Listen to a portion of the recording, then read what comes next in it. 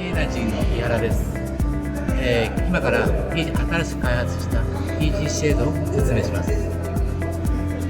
一番の改良点はそうですね、この部分。これはどういうことかというと、パネルの東西方向にかけての水を全てここで受けています。2番目、その受けた水を全てのものをこちらサイドに南北方向に流すことができます。これは非常に今後も何も使わない状態にウォーターフローをうまく取り付けられた設計になっています。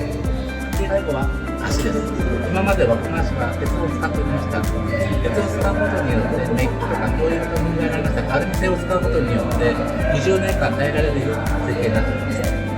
一番最後大事なことは下にですね、シェード、要は鉄の板を入れたりとかアクセサリーをつけることが可能になりました。このことによると普段はライトがつけられなかった問題とかそういったものが非常に簡単につけることができます。スマートクリーンエナジーのコンテンツをご視聴いただきありがとうございました。ぜひフォローをお願いします。また詳しいことをお知りになりたい方はリンクをたどってご覧ください。よろしくお願いします。